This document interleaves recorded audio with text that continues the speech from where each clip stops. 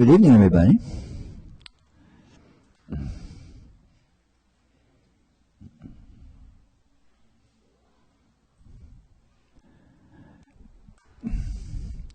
So now I'm going to talk from a slightly different perspective than I often do. Form and essence. Form and essence.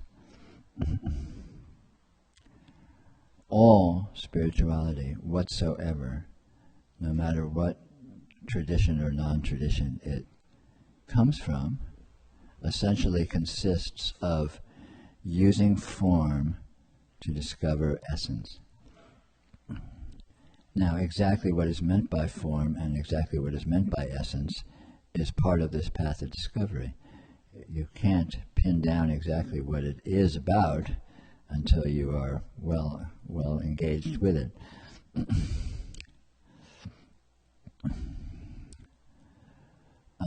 The major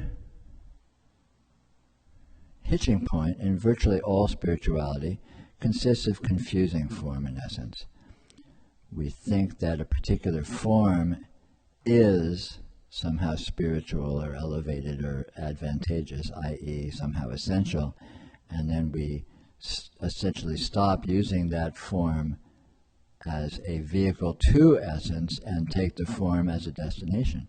This is very commonplace with people that become experts in meditation or in yoga or in various other traditions, singing kirtan, all these kinds of things. It's very commonplace to mistake these forms as ends in themselves rather than seeing them as they truly are, as jumping off points, as opportunities to discover and further explore essence.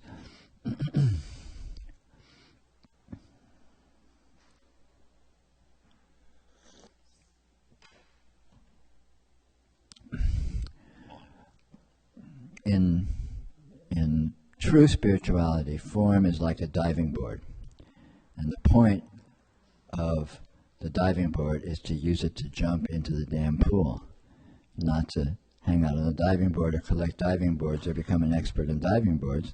The diving board is there for one purpose, to jump into the pool.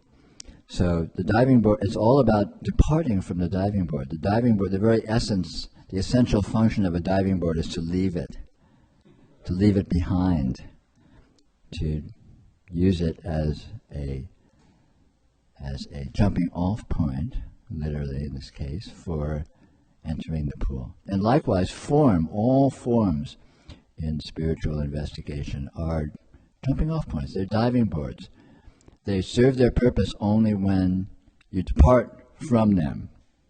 They are points of departure. They are not destinations. And it seems to be very easy to become confused about this. It seems to be very easy to be murky about this because so many of these forms seem to be such departures from normal life. You know, if you're a banker or a businessman or a retailer or something, and you go, join a meditation sect and you spend 8 hours a day staring at a wall or something, you may feel like, oh wow, this has been a big departure. But it's misunderstanding the entire functional principle that these forms are launch pads. They are launch pads. It's about achieving escape velocity. It's not about hanging out on the launch pad as a destination.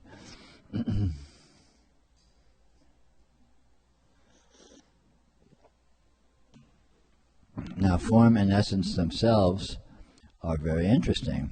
What is form? Well, anything is form. Form is experience. Form is the apparitions of experience, what appears as experience. So, any aspect of one's experience can be a vehicle for exploration of essence, a vehicle as a as a starting point, let's say, to jump off into an exploration of the essence that is included therein. The relationship between form and essence proves to be inconceivably subtle, and we don't really discover this until we're well on the way of this path of exploration, because we can't really know what essence is until we're pretty thoroughly embedded in it. Where we think we're going is not where we're actually going. In that regard, it's probably a little bit like jumping off a cliff.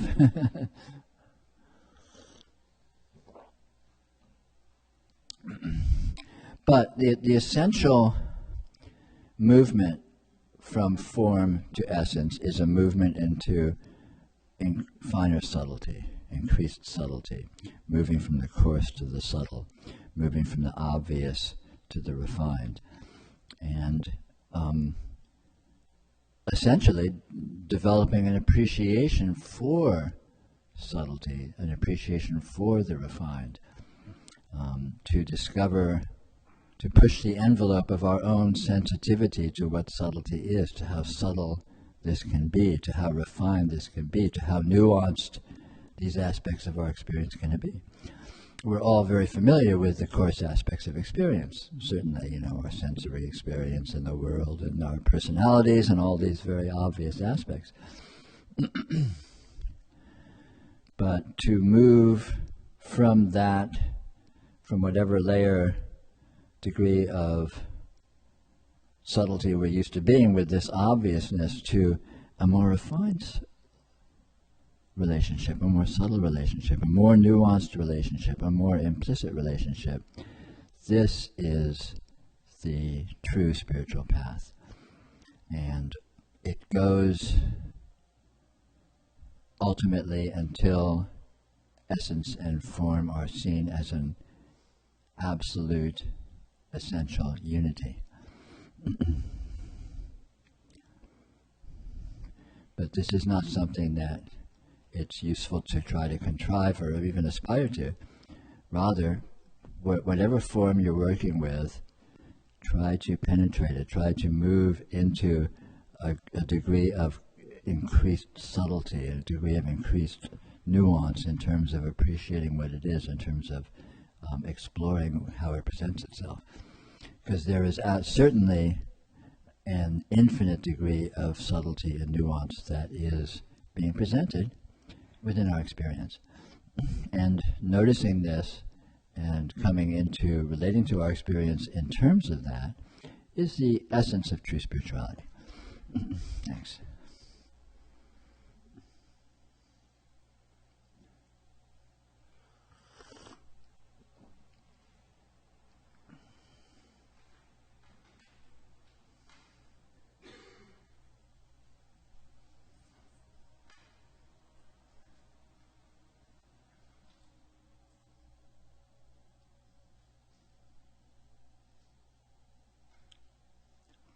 There's chai over on the side. If anyone isn't aware of that, please feel free to help yourself if you'd like.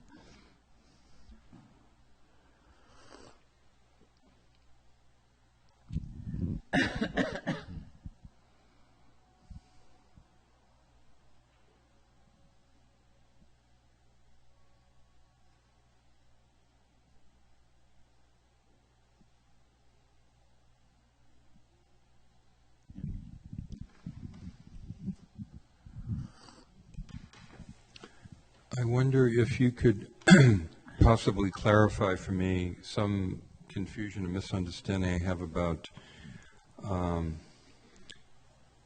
form is everything that I'm used to perceiving and relating to and having thoughts about and wanting to manipulate and defending against and a kind of a conditioned response to form, including this body and this mind and personality and all that. And it seems to be identification with that form and clinging to ideas about what it is and who I am in relationship to it causes immense confusion and suffering. Mm-hmm. So essence, in Buddhism, it seems like essence may be referring to no self or no form or anatta or emptiness. Or they have these words. These are just kind of labels, but I think they're pointers to this, whatever it is that you can't speak about, this mysterious and underlines and informs everything. Mm-hmm. And in Vedanta, which Advaita seems to come out of, there seems to be this language of self with a capital S. Mm-hmm. So the pointer would be to look at oneself, not so much the ego-informed self, but the essence is what I think they're saying. So I have a sense that both Advaita, or that kind of a stream that has a positive, clear goal to meet the self, who am I, and find out who that self is and keep relating to the self and not be attached to form, is the same thing as what Buddha or Buddhism talks about anatta, emptiness or spaciousness. And I wonder if you see it that way, that they're both it's both relating to essence. Yeah, all of these different systems are essentially approaching the same reality. The so terms, one's not truer than the other. It isn't not. like... No. Well, neither is true. What is true is this. What is true is reality. And these philosophies are attempting to describe reality in a functional way to serve as a roadmap for your discovery of reality. But the point of Buddhism is not to discover Buddhism. The point of Buddhism is to discover this right here. Jump off the board. And the same with Vedanta. The point of Vedanta is not to become an expert in Vedanta. The point of Vedanta is to discover this right here. This right here? Yeah. Or is it this? It seems they keep pointing inside. Look Is at it yourself inside. Well, look inside, look outside, look under rocks, look in the sun, look outside of space, look wherever you want, but find what there is to find. Which is not form, even though there is form. Well, it's not form, but it's beyond misunderstanding of what this is, which shows up as coarse form. You know, form and essence are like up and down.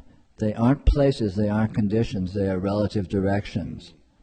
So wherever you are in terms of your refinement of relating to your experience, form is the direction of going towards coarseness, misunderstanding, holding things to be limited in any way. And essence is going towards being with things more profoundly, more essentially, more open-endedly. It's hard to qualify exactly what this is.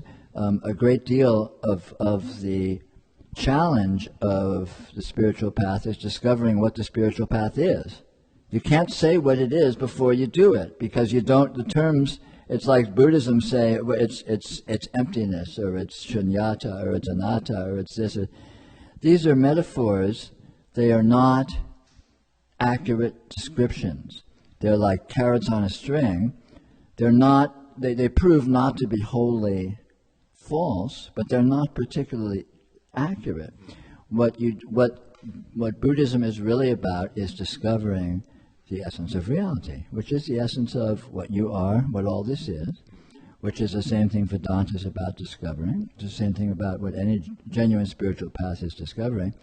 But the way that they put it, sort of the language that they use and the philosophy they use to outline their map will be particular in terms of the terms they choose to use. You know, Vedanta calls it Atman, which seems to be the opposite of Buddhism, which calls it anatta, no self. But the words are opposite, but that doesn't mean the condition is opposite. The condition is what it is. Okay?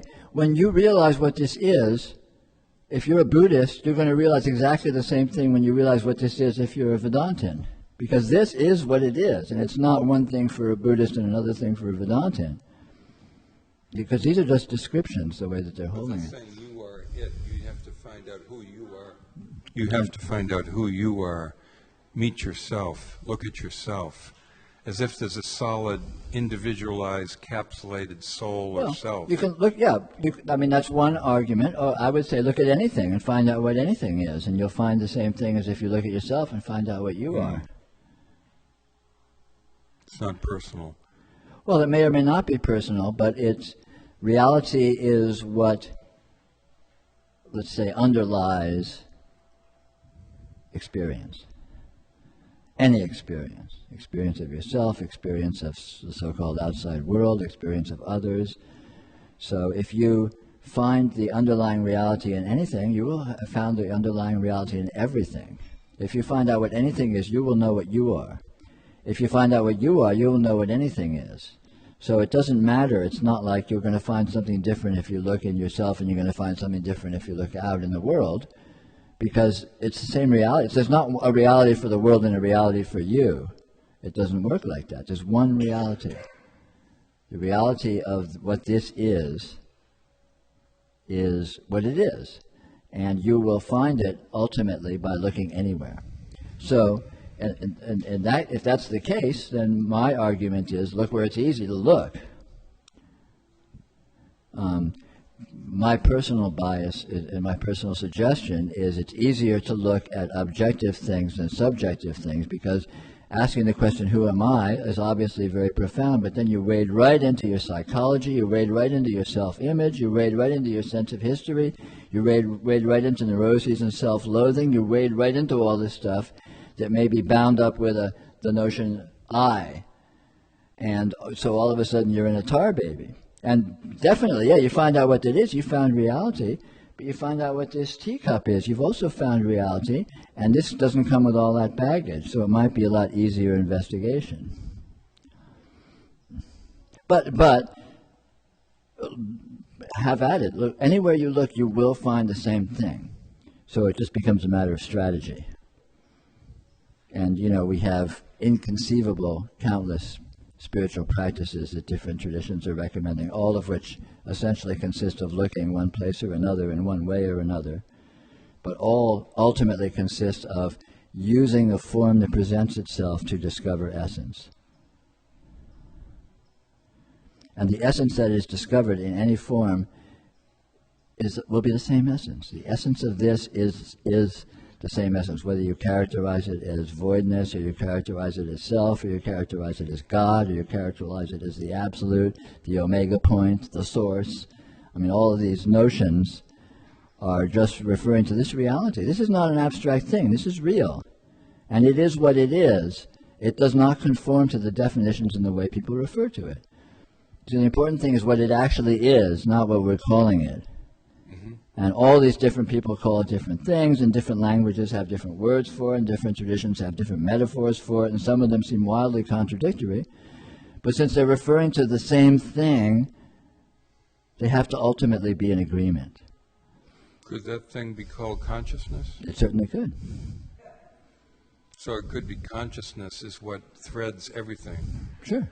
Or Yeah. would consciousness be behind energy? Would consciousness be even Sure. behind energy? You could say that, but find what consciousness really is for that to be a meaningful statement. It's Otherwise, not necessarily consciousness a is just feeling. like, you could say exactly the same thing about Atman, or about exactly the same thing about voidness, and the answer to the question is, yeah, sure. But find out what they are. Calling it consciousness, or calling it void, or calling it self is all very well and good, but find out what it is. This is real. This is actual. But that contact with, say, consciousness is not an emotion or a feeling. Mm-hmm. It's maybe a sense, Yeah. but not necessarily a feeling. Yeah, it's real. And find out what it is in its own terms, and it will be beyond anything you can qualify. Because again, the reality of things transcends our descriptions of it, of course, right? So, again, so here's a perfect example. Descriptions are forms. Use the forms as jumping off points to find the essence, which is the reality that they're referring to. So here we have these forms. We have self, we have voidness, we have God, we have source. Okay, so there's four forms. Use them as jumping off points to discover the essence. What's the essence of God? What's the essence of voidness? What's the essence of self?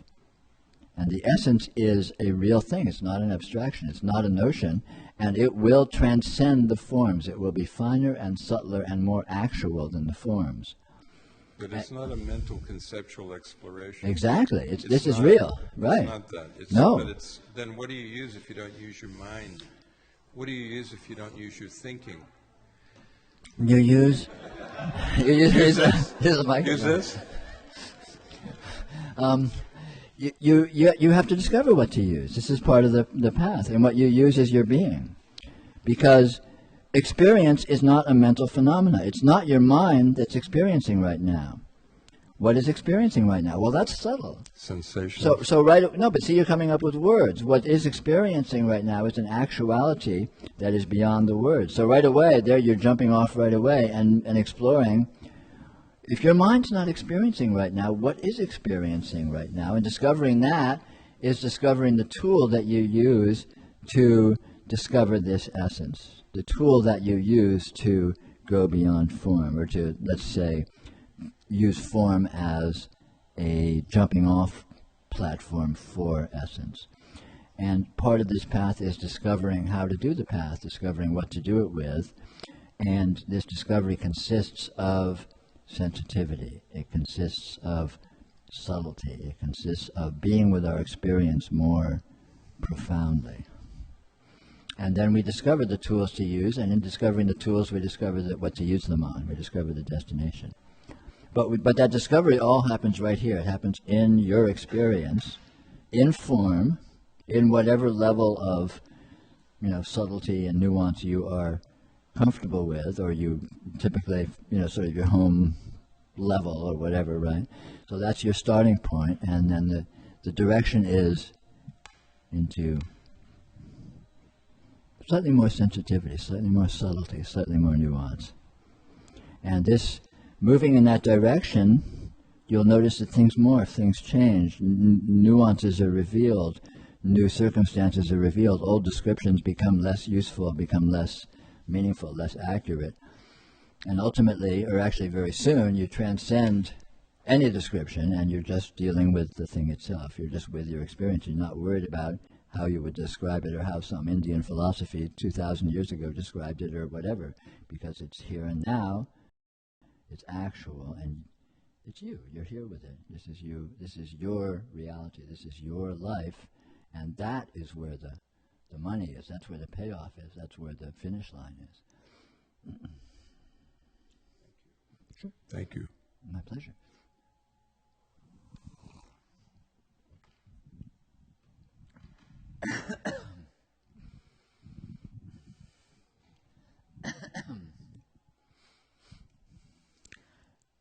This was a while ago online, but in case you haven't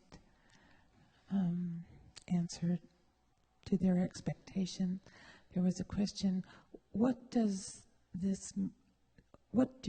does this make in one's material day-to-day existence, other than what they choose to make of it? Well, it transcends choice. If you are having free choice of what you choose to make of it, then that's one level of interacting with this. When you discover what you are, what you have no choice in, we don't have a choice whether the sun is shining. You don't have a choice whether or not you have a human body and human metabolism that needs certain attention. So you don't have a choice in these things. Then you're being with the reality of your being on a more profound level. And ultimately, being with this in a more profound level, a more essential level, it completely transforms every aspect of our experience, and every step along the way of this exploration is a transformation, and it looks completely different in each instance. So that you can't specify that there's a particular way things look or a particular change that happens. Every revelation is profoundly impactful in terms of implying a different change, a different relationship to one's experience, different implications, different values, different rewards. And ultimately it's not a choice, because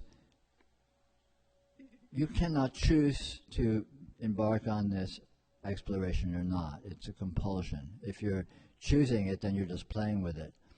But ultimately, you will be compelled to do it when you are. Just like a teenager doesn't choose to become an adult, their biology impels them to. They're forced to. A man will start growing hair on his face, a woman will start growing secondary sex characteristics, and so on.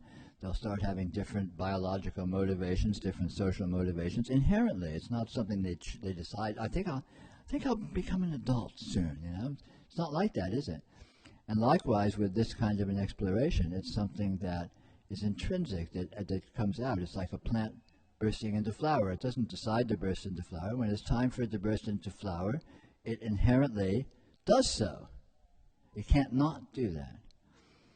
And if the conditions around it won't let it do so, if it dies or something, then that's okay. But it won't be for want of trying. It will be motivated, so to speak, intrinsically to manifest its current mode, and like we are likewise.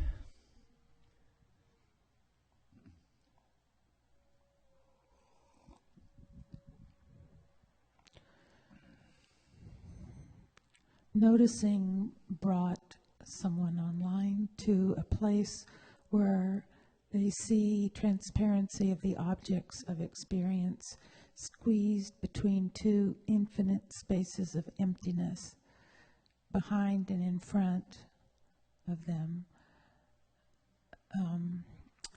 They're afraid too much of non-duality gets them locked into this space somehow.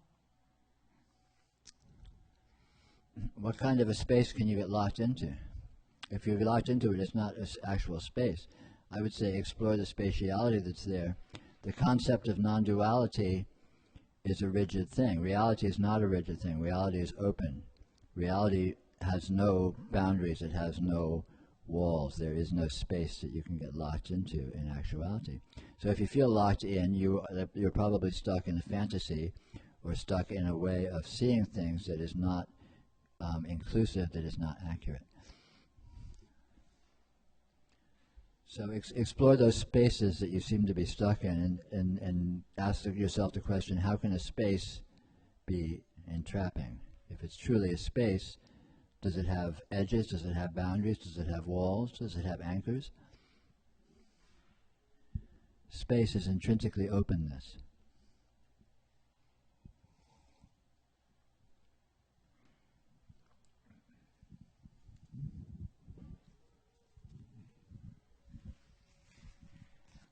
Wow, you said so much that I want to ask. I don't know where to begin. But I'll just start with the last thing.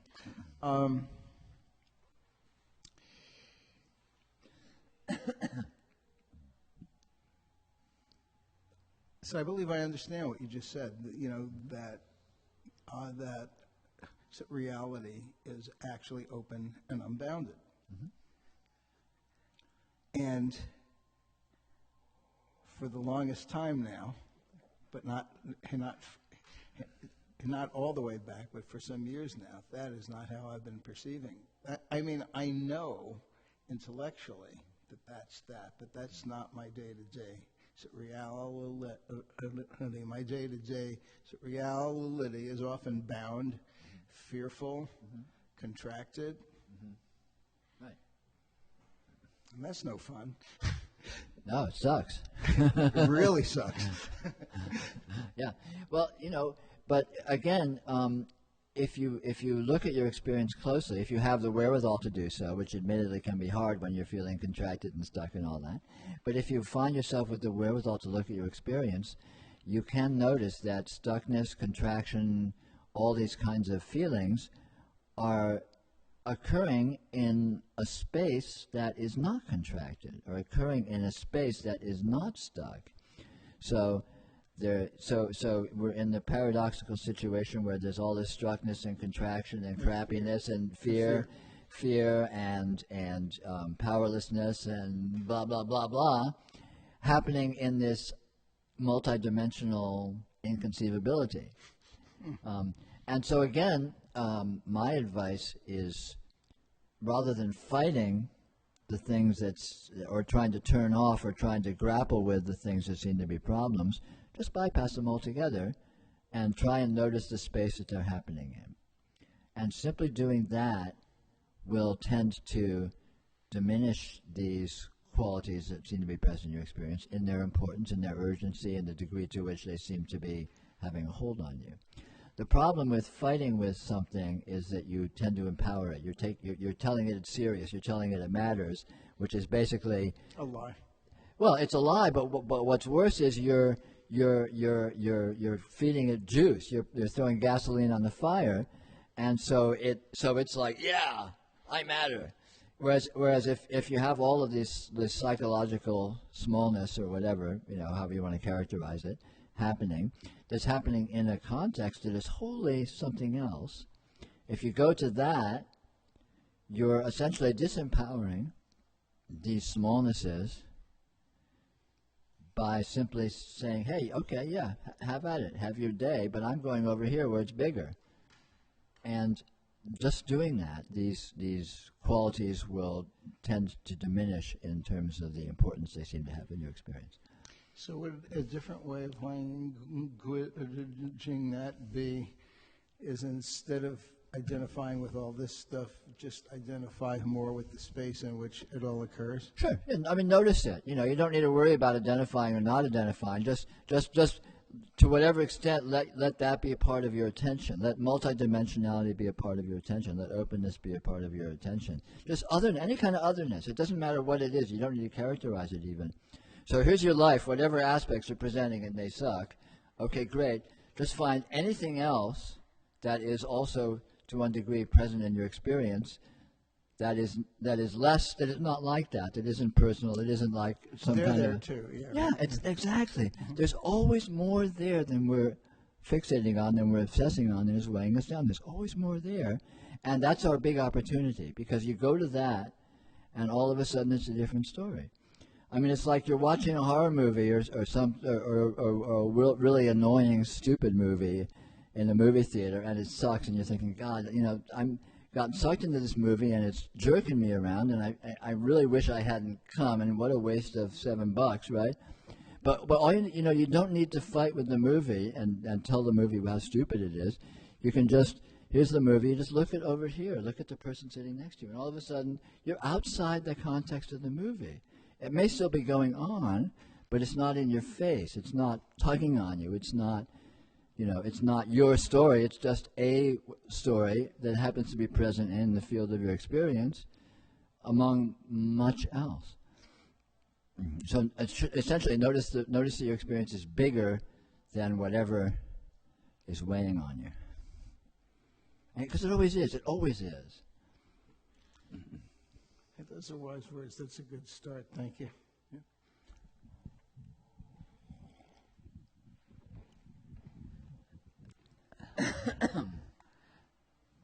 Is space always expanding?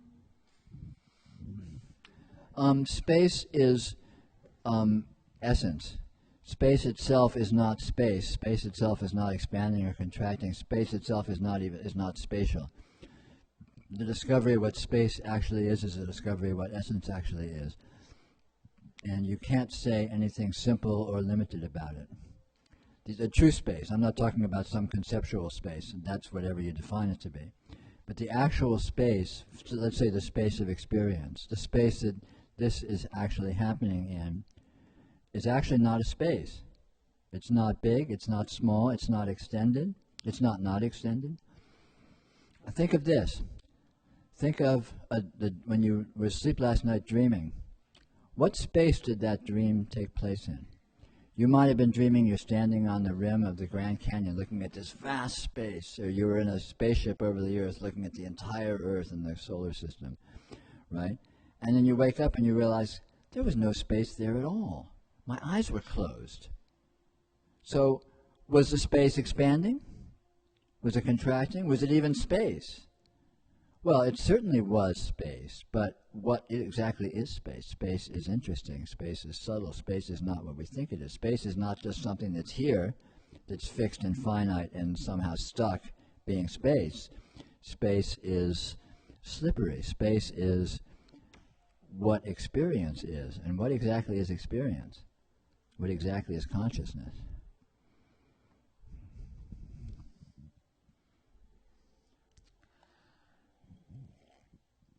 So I think you've answered this, but in case they would like to go further, they suggest, so space is not entrapping, but there are concepts from non-duality teachings that define the space somehow. How to get beyond those concepts that aim at the absolute? You don't need to get beyond concepts. Just realize they're gibberish. They're garbage. They're shit. Why get beyond them? It's like getting beyond the concept of the devil or getting beyond the concept of original sin. There's nothing to get beyond. It's just a concept. You don't need to get beyond it. You know, if you can have a concept of limited space, substitute it for a concept of unlimited space if you want concepts, and let the two concepts duke it out. And non-duality teachings is fantasy. It's delusion. It's absolute bullshit. Any teachings that can be put into words is crap. Is useless. Again, these are forms, and the only use of forms in spiritual context is as a jumping-off point into essence. Okay? All teachings, all concepts, all words, all statements are forms. They're launching pads. What's interesting is using them as launching pads into what? And you can't answer that question, what, until you do it. And even then you can't answer it.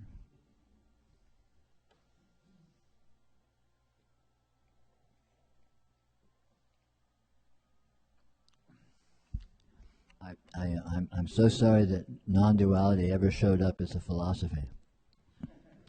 It's a complete hogwash, absolutely useless in a spiritual context. A diversion into conceptual, mind-numbing hypnosis.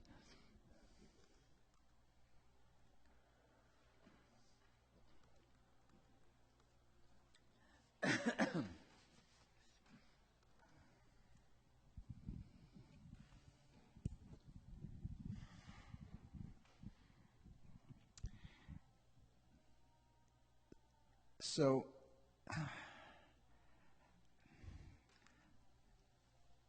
there was a time in my life that I briefly, sort of alluded to before. I met a spiritual teacher, and for the last 7 years of his life, I spent quite a bit of time sitting around him.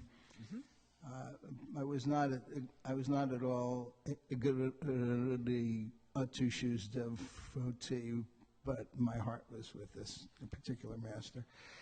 And during that 7 years, particularly when I was sort of around him, all kinds of really sort of incredible miracles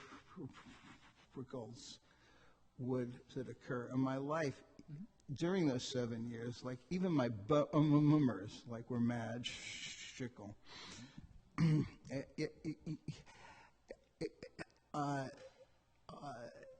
It's like I could experience just this ongoing, incredible synchronicity of sort of events, and then just whole lengthy concatenations of miracles would sort of occur that would move me from one place to a whole different place, and all these several things had to happen, for that change to sort of occur. And then he died, and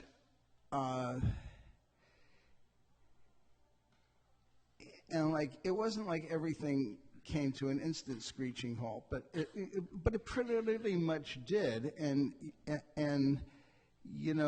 these days I do. I'm going to get into a term here, but I consider myself fundamentally sort of bhakti, but like a bhakti with sort of brain, and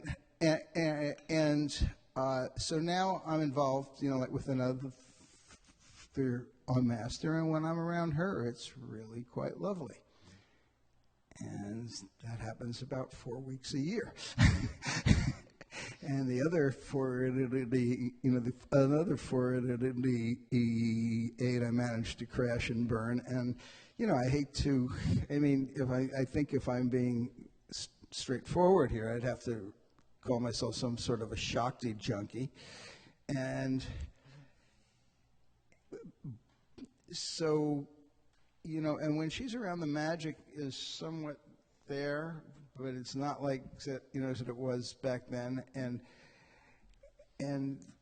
when she's not sitting around, I'm very frightened and I'm very fearful and I'm very contracted and, and all kinds of things do sort of occur. And it's hard for me to do a lot of these Hindu practices and this and that. It's just not my truth to do that stuff, I mean, lots of people around there are like, believe it real strongly as if it's the absolute truth. And, I'm sure it's just another whistle stop, but I really would like to get my mojo back, So maybe you could comment on that. Sure, yeah. It's wonderful that you have had these experiences in the context of these spiritual masters, because there is revelation in that. There is revelation into Absolutely. the miraculous nature of things, that what's going on here is subtler and more astounding than we usually hold it to be. The trick, as you describe it from the sort of position you sound like you're in, is to begin to notice that these masters were in your life because of your life, not because of them. Yes. In other words, it was your path that led to them being in your life. Clearly. And it's also your path when they're not in your life. So what brings the obvious miraculousness of these contexts into your life is you. And that means, if you look at it closely, that the underlying, let's say that the foundation of that miraculousness is in you. Yeah. And you can begin to play with that. You can begin to notice that. You can begin to notice, well, is my day-to-day experience, okay, it seems like it sucks, and it seems like I'm getting caught up in all my neuroses and whatever, right, okay? And they're plentiful. Yeah. But is there anything else? Is there anything else? Is there anything amazing in my life? Is there anything, subtle in my life? Is there anything beautiful in my life? Is there anything magical in my life? Even to any degree whatsoever. And look at your experience and see if it's not a little bit more multidimensional than perhaps you're used to hanging out in. Because, if you persist in holding that all of the specialness comes from them, you're doing yourself a disservice, because it's not true. The specialness is in reality. You are real. You exist. So that specialness is what you are, ultimately, and certainly is in you. Yeah, but how come, these days, how come it only seems to occur around her, Yeah, but that it occurs at all. Was there a time in your life before you met these people when there wasn't any specialness at all? Or less so? Less so. Yeah. Okay. In other words, there's a progression going on here. So these things are in your life. Mm-hmm. Yeah, but they're less so now than they have been, and that's kind of a problem because Yeah. Okay. But whatever's happening, whatever you're holding your experience to be at any moment, it's always actually a little bit more than that, at least. Okay. Mm-hmm. And the best access you have is to notice that to whatever degree you can. Again, like we were talking about earlier. So here's the whatever is, the shitty stuff, whatever The morass. is in your face. Yeah, the morass is in your face. Okay, great. But is that the only thing? Is it like morass and then there's a brick wall and then there's absolutely nothing? And if you look closely, you'll notice that that's not the case. There's always, however stuck, however entrenched, however awful some situation or set of energies seems to be, it doesn't exist in a vacuum. There's more. And going to that moreness is going to an exploration of other possibilities. And ultimately, those other possibilities will reveal the miraculous because it's here. It's not here.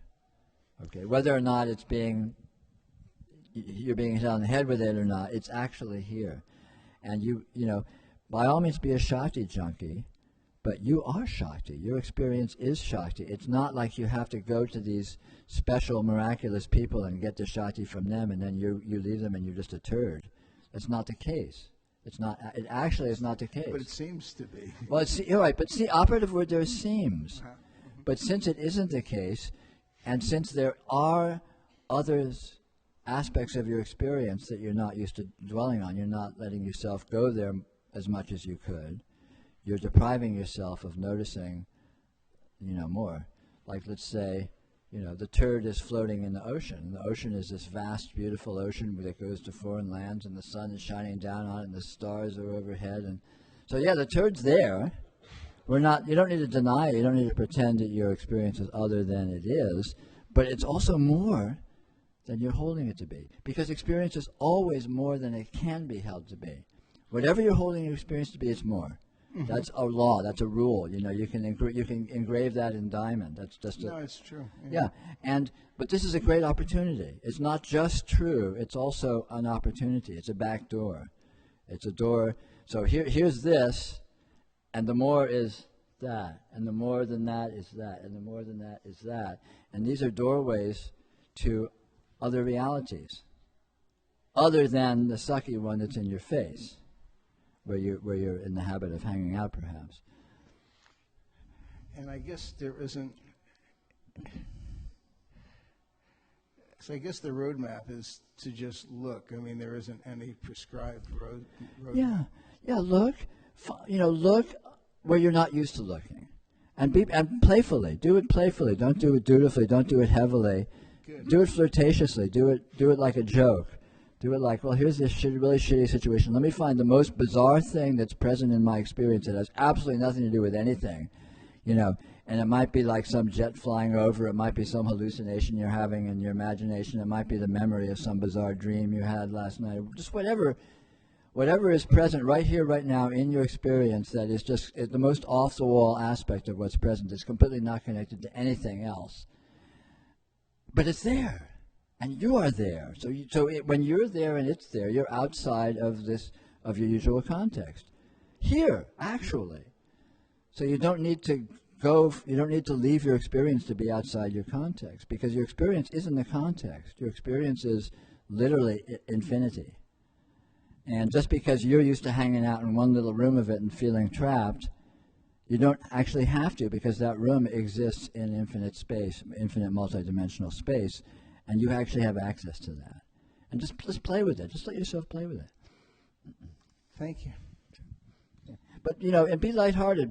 Don't be too desperate. Just, say, hey, fuck it. That's easier said than done. Well, just like, fuck it, I'm screwed. Okay, but I'm screwed is a good place to start. Not I'm screwed and I need to do something about it. Just like I'm screwed and I'm never going to do anything about it, so I got nothing to lose. So let me just fuck around and just like go to... That's kind of what I have been doing a bit. Well, I approve.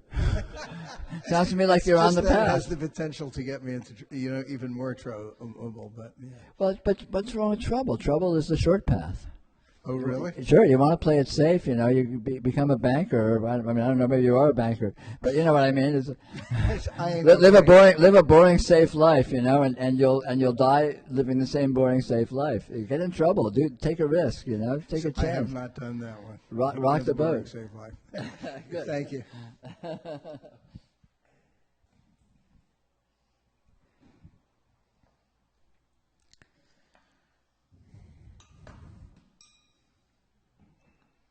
And from the previous questioner,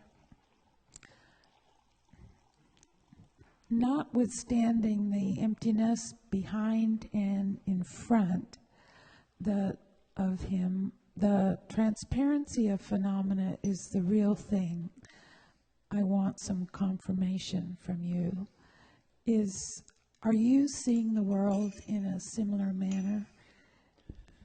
Am I getting myself into another delusion, aka fantasy? Yes, all phenomena are entirely transparent, but that transparency is not a transparency of emptiness. It's a transparency of fullness and a transparency of otherness.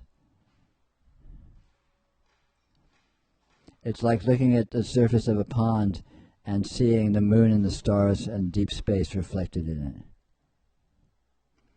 It's not nothing, it's more. It's not less, it's more. It's a transparency of moreness, a transparency of fullness, a transparency of multidimensionality. So it's anything but stuck. It's anything but lifeless.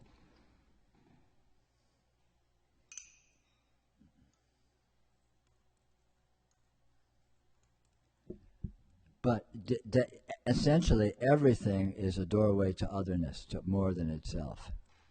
Nothing is an end or fixed or stuck or finite. Everything is a doorway. Everything whatsoever is a doorway to everything else.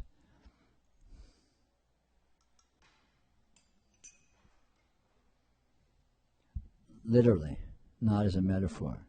It literally is.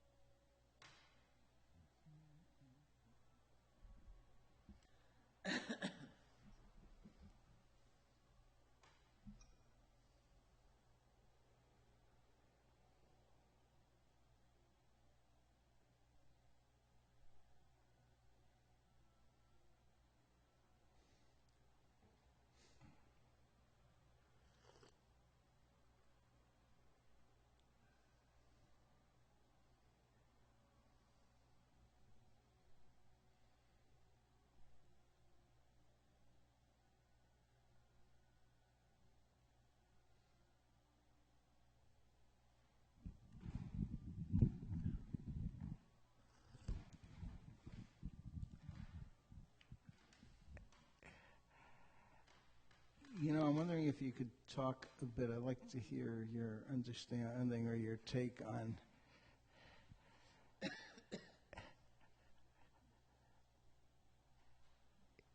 I mentioned a couple of gurus, and I've also, over my travels, run into sort of numbers of beings who are really, who are real transmitters. Like things happen around them, and the kinds of things that I think many of us in this room would like to see happen. And I'm just wondering,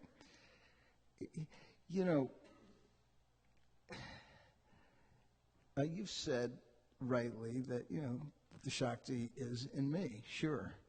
And, I get sort of around these beings, and there is some kind of quickening or sort of acceleration that happens. And I'm just wondering, I'd just like to hear you comment, on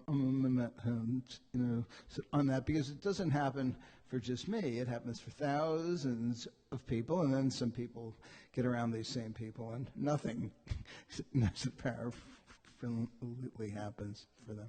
I'd just like to hear what you have to say about that. Yeah, these phenomena are powerful. They are wonderful. It is wonderful when something shows up, when someone shows up, when some circumstance or being shows up in your life that seems to be a catalyst for this kind of revelation that your experience is more than you thought it was, that your experience is more special than you thought it was, that your experience is more magical. Grace. Oh, yeah, sure. I mean, there's all kinds of ways to put it. And having this show up in your life as a reality is profound. But the next step is to incorporate that, to draw the conclusions, because it's not about having this experience in your life that's special. What's special is the revelation that this kind of experience is possible and is intrinsic to what this is. So it's a sign. It's an indicator of what is, of what can be. And it's an invitation to explore that, to look into that, to incorporate that within your life, rather than to go seeking it, rather than to go repeating. You've had this experience, why go get it again? You've been there. Because I lose it. But you don't. Do you really lose it? You haven't forgotten it. What? You haven't forgotten it. You remember that it happened. Oh, yeah. So you can meditate on it. Think about that. Think about what it was like. Think about what was shown to you, and then look around and see if you can see any degree of that kind of thing, even a greatly diminished degree, present in other circumstances that you see. Yeah, but who wants the greatly the greatly diminished degree? I want I want the full enchilada, man. Yeah, but again, you're drawing a distinction between these circumstances that are the full enchilada and something else that isn't. So there's this good, special, spiritual, magical stuff, and then there's the humdrum, boring, sucky stuff. It seems, right? Yeah, but and it's not really. It's not really. This is the challenge, you know. And you can just be a Shakti. Many people do this. This is the rest of their lives. They just be a Shakti junkie, and you jump from master to master, and you get to, wow, this is great. Oh God, this is fabulous. And then they die, or they leave. You have a falling out, or something happens, and you have to take off, and then you're in your shitty life, and then you go off and do it again, repeat. You know, you can do that. That's totally viable.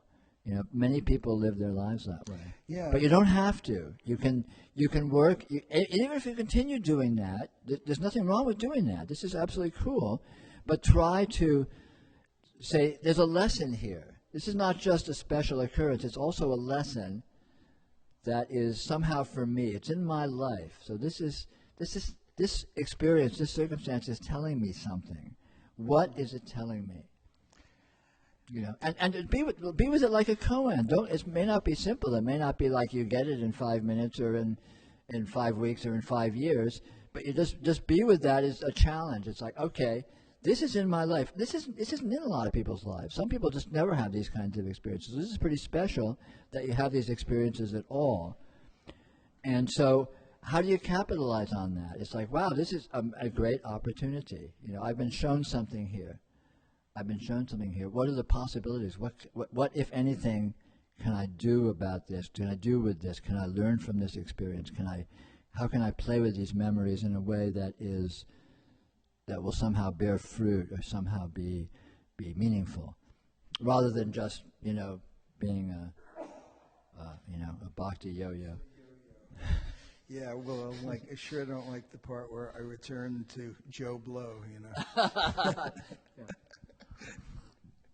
Thank you. I understand. It's not, spiritual unfoldment is not necessarily easy.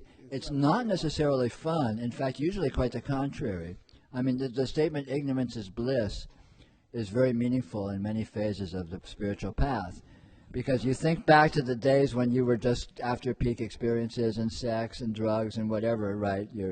I'm speaking for some hypothetical person out there, and you think, oh my God, life was so simple, and now here I'm like trying to meaningfulness and miraculous and divine, and oh my God, the stakes have been upped a bit, Right. And this can be challenging, and the downside of that challenge is the depression and the littleness, and like, oh my God, there's specialness, but then there's my pathetic, personality and my pathetic life.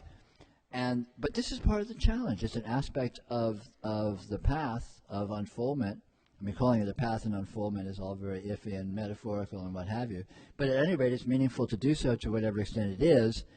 And it's not always pretty. It's not always easy. No, it's not. And it's not always fun, but it's real, right? I mean, this is meaningful to you, right? It's not nothing. It's not the thing, but Yeah. like you say, it's just impossibly difficult, to go from these pretty sublime heights, just into sinking into this, into these, to the slough of despond and a depression where it's hard to even get out of bed. Much less be functional. No, I understand. I've been there. I think that I can speak for probably, I imagine most of the people in this room, that's not a completely unfamiliar state of affairs. But again, the tide comes in and goes out, and circumstances change, circumstances do not repeat themselves. And the fact that you've had these kinds of things in your life at all is itself a huge asset. I mean, it's a sign that, something is there. yes, something is there. It's not like all of your life, all of your life has been the pathetic doldrums. You've had some specialness in your life, and that's huge. Yeah. That's Yes, I huge. have. And it's not over yet. The fact that has been in your life and is in your life from time to time is meaningful, and that meaningfulness is something that you can count on. That it actually is something, even if at any given moment doesn't seem to be really popping for you. But in the long run, in terms of the trajectory, and we're in this for the long haul. That's true. Like I once had a friend, tell me a long time ago. She said, it's high just to realize that you can be high. Yeah, totally, for sure. I mean, just to have firsthand experience that these aspects, these qualities are a reality is huge. I mean, think of all the people that just have these things as articles of faith in their religious books. That Right. sometime 2,000 years ago, something special happened on Earth, according to this story that's been mistranslated 1,000 times. But for you, it's firsthand. Oh, it's totally for That's huge. Yeah. That's huge. Don't discredit it. Thank you.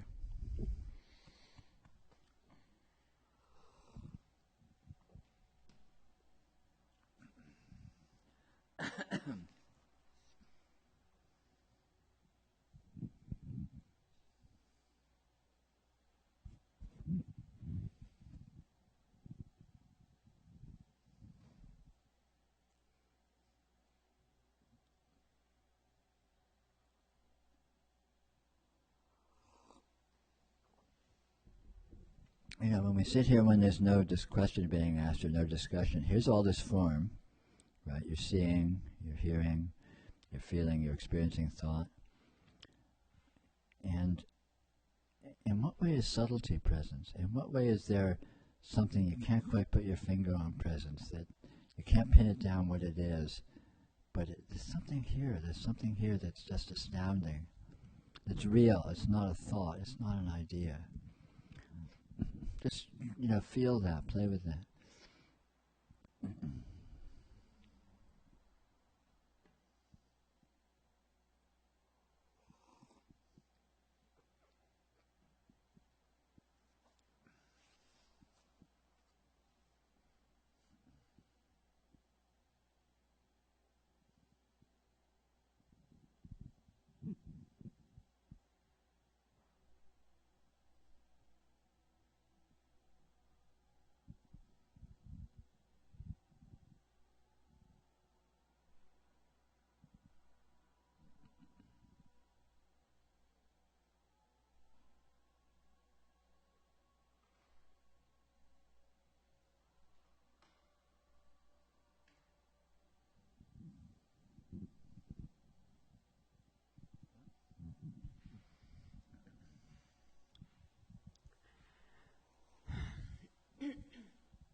When I look at something like a cup, I start to, in the looking, it changes, and I change.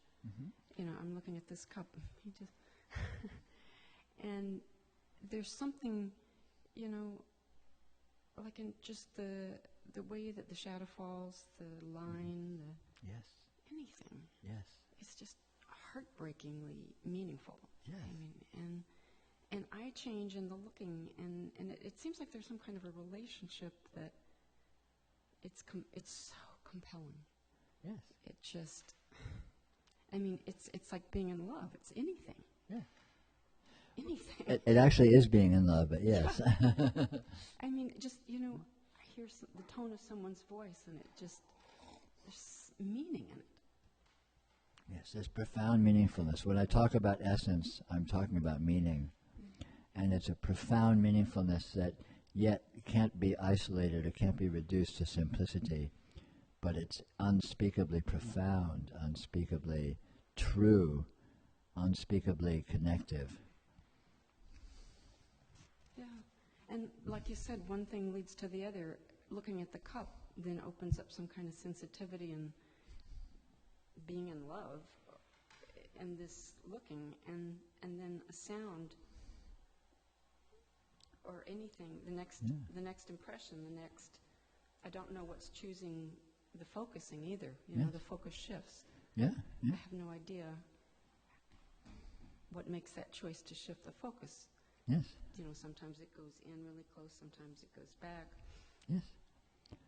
But the nuances of any aspect of that,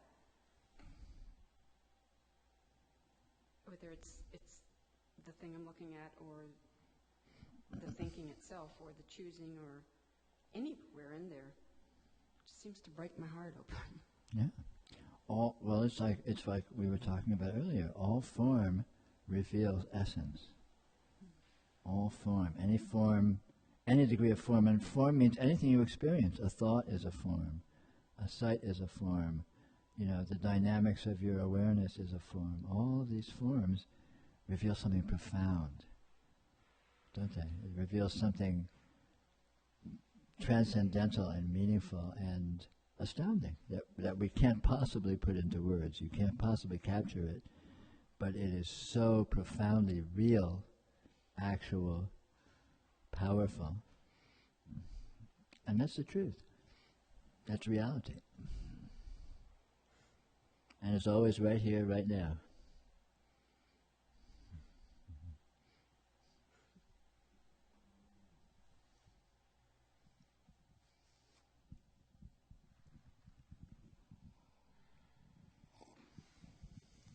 And it's always revealing.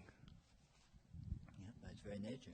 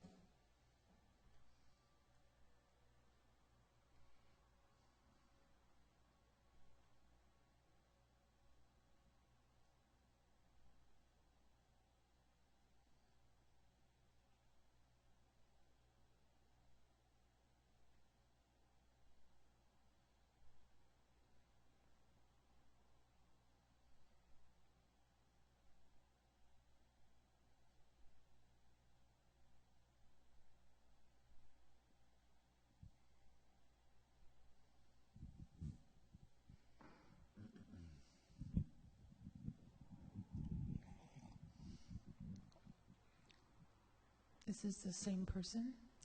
All I know is there is no person living my life. All I see is experiencing by no one. It's a load off. Is there still something to do?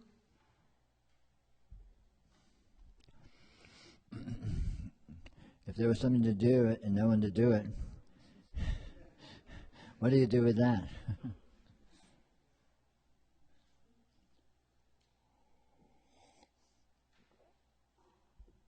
If there's something to do and no one to do it, then it'll get done. Or it won't. Just like real life.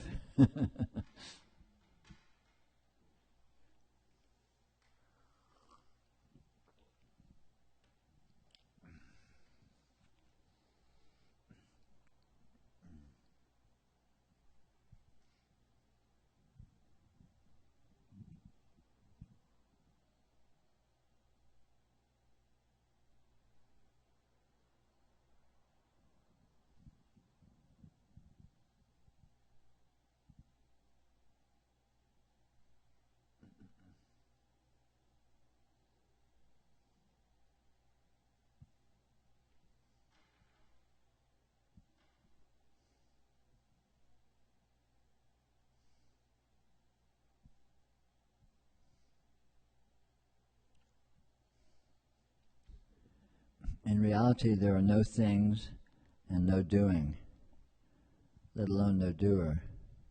So the whole notion of something to be done is complete gibberish. But the important point is to see the truth of that. See the way in which this actual experience that's happening right now is inconceivable and indescribable. And the ways we usually describe it about people and things and actions and places and all of this are complete gibberish. They don't apply to what's actually going on here with any accuracy at all. All of our language is wrong, completely 100% wrong. In actuality, there's no nouns, there's no verbs, there's no things, there's no actions.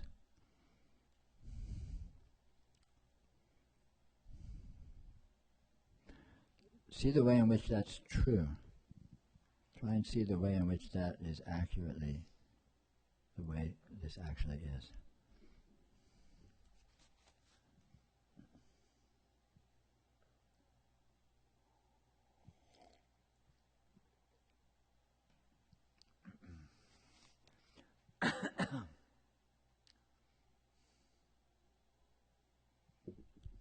Think of a dream.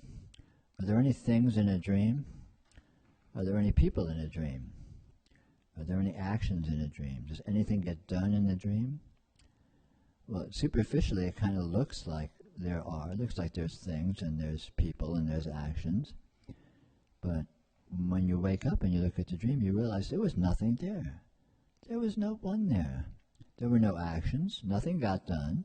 Nothing got accomplished. There were no problems. There were no solutions. It was just a dream. And this experience is similar in all regards. It appears as if it conformed to the way we usually describe it. It appears as if there are things. It appears as if there are people, beings. It appears as if there are actions. But when you look closely, is anything being accomplished? Is anything being done? Is there anyone doing anything?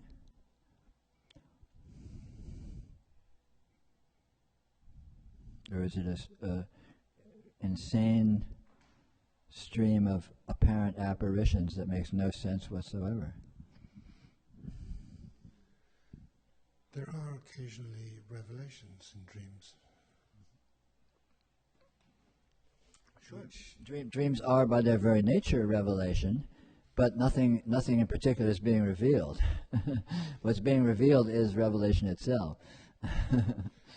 Well, there's insights gained sometimes from dreams. Sure. But insights, by their true insight, transcends what we think that it is. It transcends what we hold to be. In other words, an insight is never of, X, Y, Z. It's like, oh, I had an insight, now I understand X, Y, Z. Well, yeah, maybe you do, but that's a side effect. The insight itself is a transcendental revelation, which is holographic and fractal and is a revelation of the nature of reality itself. And to reduce it down to a specific target or a specific object that was revealed is a vast oversimplification. So revelation is ultimately of revelation, which is just basically revelation is the display of the nature of what this is. This is ongoing revelation. Revelation is what we have here, but nothing in particular is being revealed. You can't find a target or write down on the bottom of the page, well, and here's revelation, and what's being revealed is blah, blah, blah. It doesn't work like that, does it? It may be describable in those terms, but that doesn't quite capture it, does it?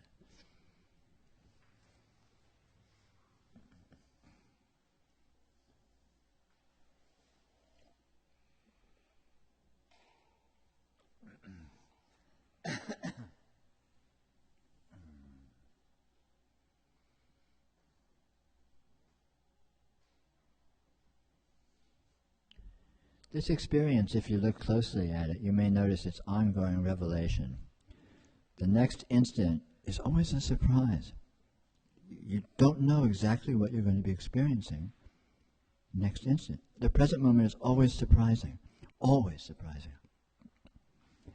Every detail of exactly what you're experiencing is unexpected. Always. Continuously.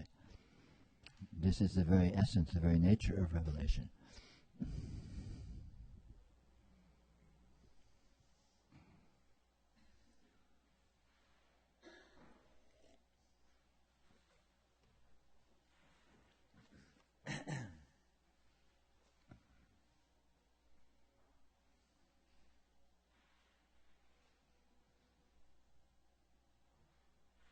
Oh, yeah.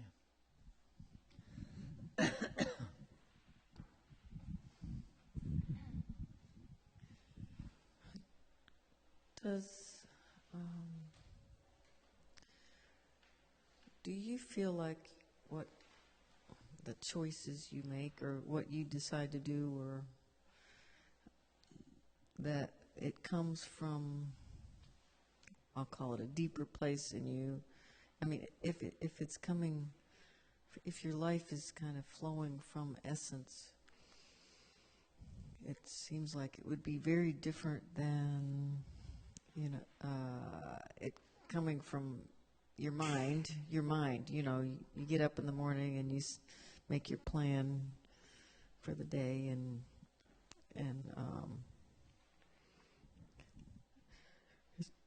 I guess I should talk about my personal experience. It feels like I am starting to act from a different place than I used to.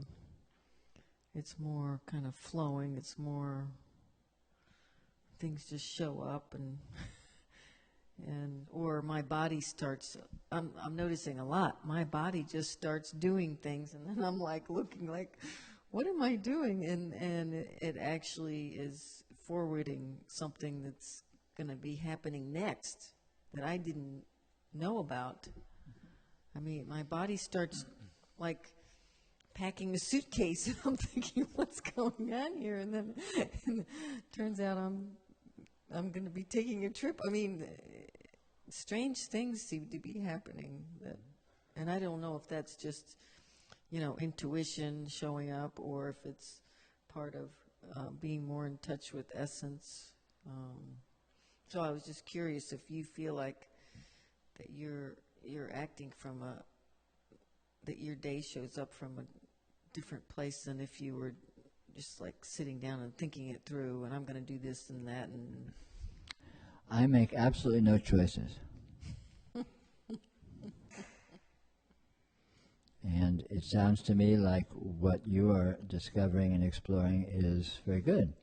But don't worry about whether it's intuition or this or that or the other. These are just names. What does intuition mean? We don't know what intuition is. So to say maybe it's intuition or maybe it's something, this is splitting imaginary hairs. It's a reality that everything that happens, we don't know where it comes from, everything. Even when you have a thought, so you have a train of thought and you think about what you have to do today, where did that come from? I mean, at one point you weren't having that train of thought, and all of a sudden, somehow the thoughts popped into your head. Where did they come from? You didn't decide to have the thoughts before you had the thought. You didn't think, gosh, in 2 minutes I'm going to think about what I'm going to do today. And you did 2 minutes before that, you didn't think about, okay, in 2 minutes I'm going to think about, in 2 minutes I'm going to think about what I'm going to do today. That's just not how it works, is it? You're just you're deep asleep, and all of a sudden you wake up, right? You didn't decide to wake up, you just wake up, and you got to go to the bathroom or something. You didn't decide you need to go to the bathroom, you just need to, right? And so you get up and go to the bathroom, right? You don't need to think about it a lot, you just do it. And you're thirsty, so you pick up a glass of water and take a drink. You may think, boy, I'm thirsty, I better get some water. But your body's going to get the water. It's not like you're standing there, what do I do now? Let me think. Maybe I'm thirsty. Oh, yeah, I'm thirsty, I'll get some water. That's not how it happens, is it?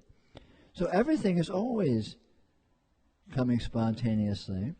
And we may think about it a lot, and maybe our minds are talking about, narrating, okay, gosh, I got to do this today, and let me go get dressed, and let me this and that. But just because that voice is talking doesn't mean it's doing anything. It's just spitting out a lot of descriptions of what's already happening, right? So it's no surprise if you're not having a lot of descriptions and you're just acting, That's the way it's always been, actually. You're just letting it be more explicitly that way, right?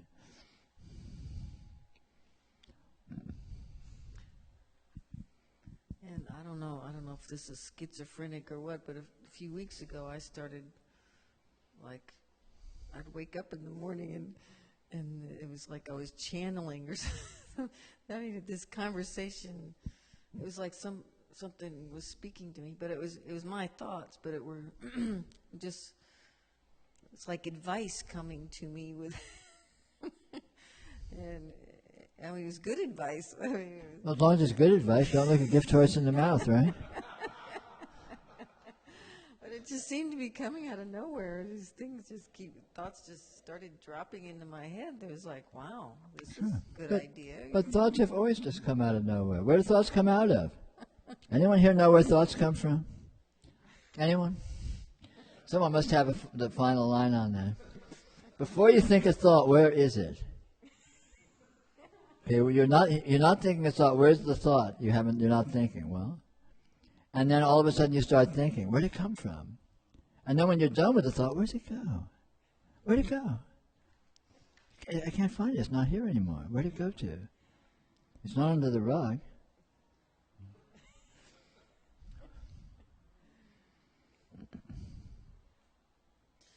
And when we're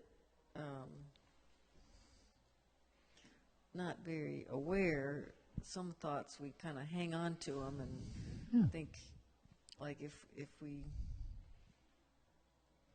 like some kind of, like you see somebody that you don't really like their shoes or something, and you kind of, then it turns into this long story. Sure. Instead of just noticing, I don't like those shoes, and then drop it, you know, and go on to what's next. Sure. Yeah. But you go on to what's next sooner or later anyway. Even if you try and drag it out, you know. I mean, how long can you really dwell on hating someone's shoes? Sooner or later, you're going to move on to something. Speaking from experience.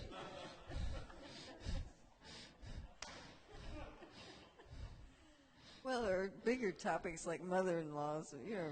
Yeah, but even that.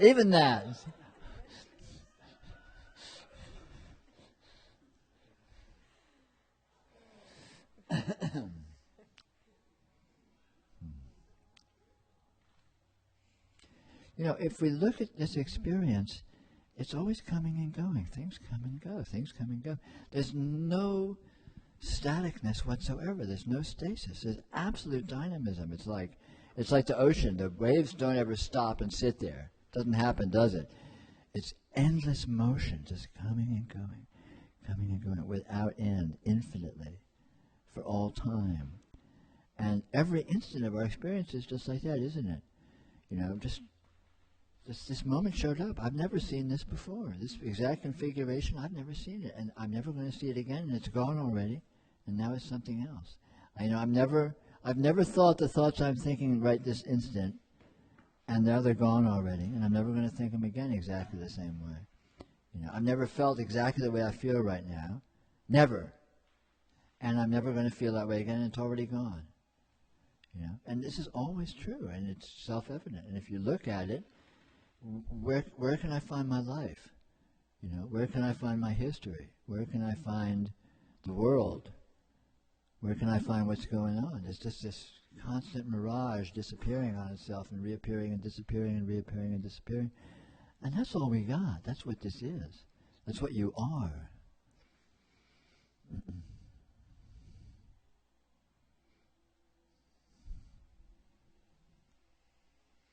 And it's completely obvious. This is not esoteric. This is like, just look at what you're experiencing right now. This is not any leap of any great intellect or anything. It's just self-evidently the fact. Present moment is constantly disappearing forever, never going to come again.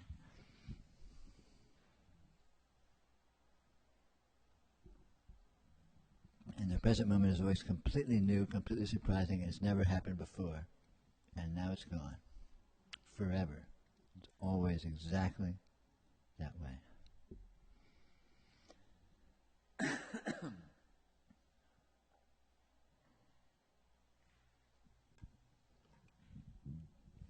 I'd like to thank everyone for coming, and I hope you have a lovely 2 weeks-ish. Be back here the first Wednesday next month, in case you feel like attending, and take care.